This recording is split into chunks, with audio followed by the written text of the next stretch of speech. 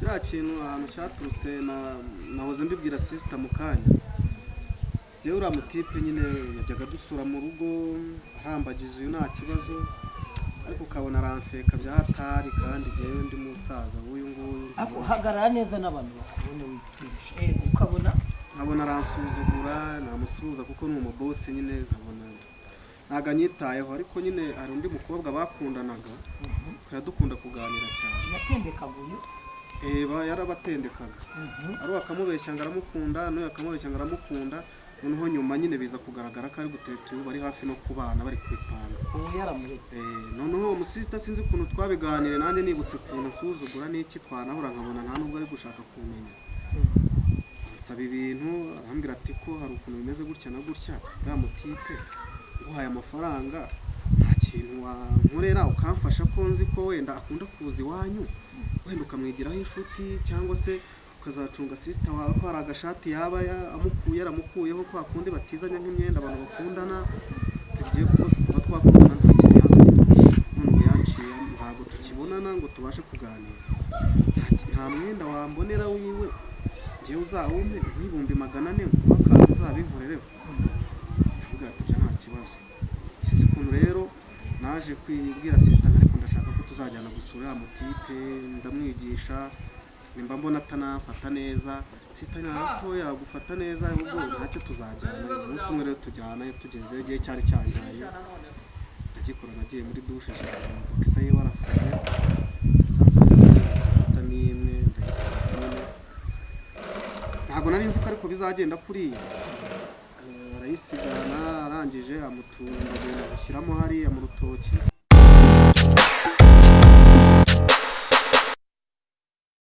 Let me take time to greet every person where you stay. I think nizere ko mumeze neza. Uyu munsi ntabwo ndi bubatindire, ndi kumwe na ya famille nyuma yuko tumaze kubona umwe waroze urutoki rwa muramuwe, ndetse kandi turi kumwe na mushiki we. Ikiganiro muherutse kubona tuganira na mushiki we atubwira ko yamubuze, byagoranye kugira ngo tumubone. Urabona yuko ari no kumugoroba, ariko uko biri kose reka turi kubiganira hanyuma meze neza. Meze neza ibyo wakoze uko biri maze kugarura umuntu, ariko naye nabarakariye kubera nabonaga ubundi biriya bintu nari nzi ko ari mwe mwabivuze. Biriya byambayeho ubushize, hari ibintu byambayeho nyine. Ikintu nari nakoze hariya ari umuvandimwe nyine tereta sister, nari namukoreye ibintu bitari byiza, ariko bitewe na kamere ari umuntu wantumye. Bibaye rero bibasha kumubabaza, bimaze kumubabaza sinzi nanjye uko byagenze, ajya ahantu angirayo nyine, reka ndeke kubica hejuru nyine, nari namurogeye urutoki. ntabwo ndi buze gutira. Urabona ko bugorobye. Ubushize watubwiye ko ari waramubuze, kumubona wamubonye he? Byagufasha igihe kingana iki kuko wavuze yuko uzakomeza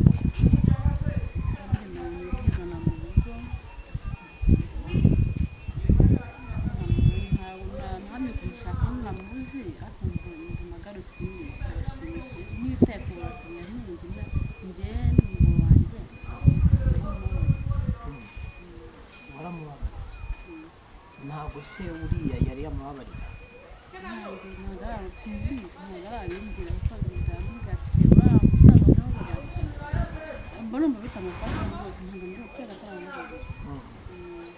Famiye yabyakiriye kuri njye n'ingiye wumva ko amubabariye. none byagenze gute kugira ngo ube wakora kiriya kintu ahantu cyaturutse nahoze mbibwira sister mu kanya. Jewe uriya mutipe nyine yajyaga dusura mu rugo arambagiza uyu nta kibazo, ariko ukabona aramfeka bya hatari kandi jewe ndi musaza w'uyu nguyu.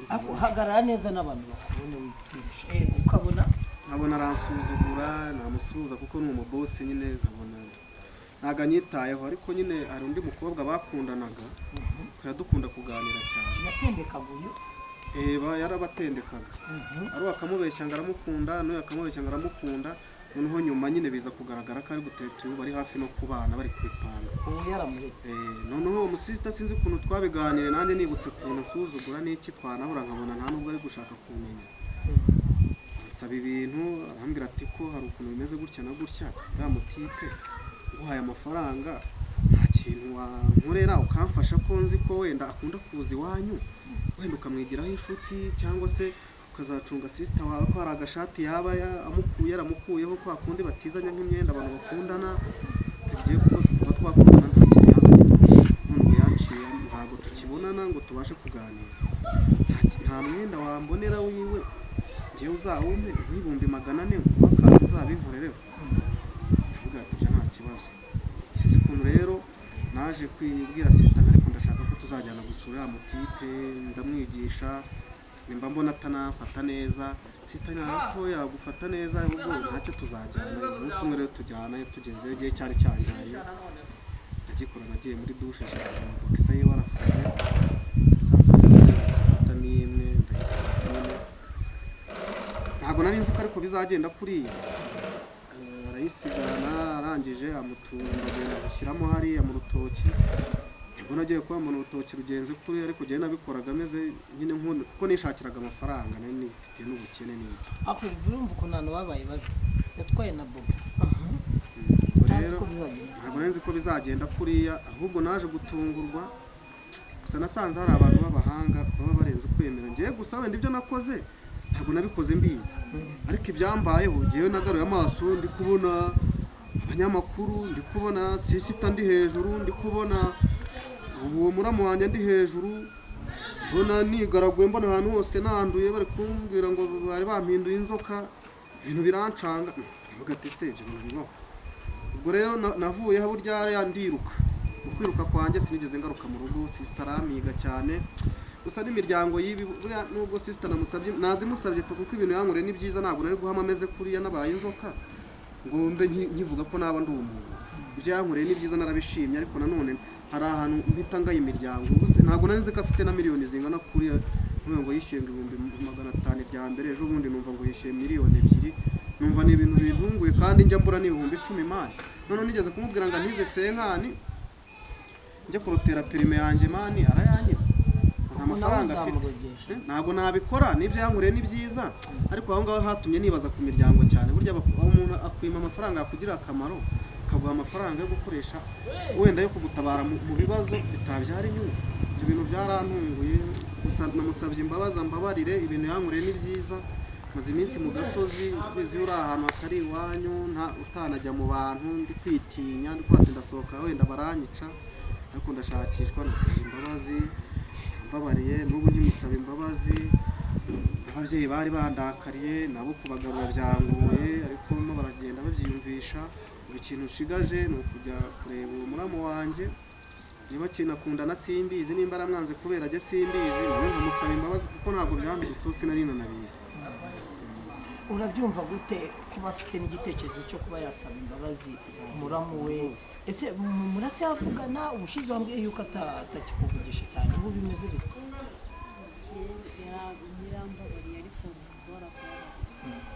kumva se afite igitekerezo cy'uko amusaba imbabazi uza muba hafi munatubwire tubaherekeze turebe niba zamubabarira ndakeka ko nawe yazimuha kubera gusa nk'aho watumye ese ubyumvishe gute ibyo byose byo kujya gufata gusa no muri dushe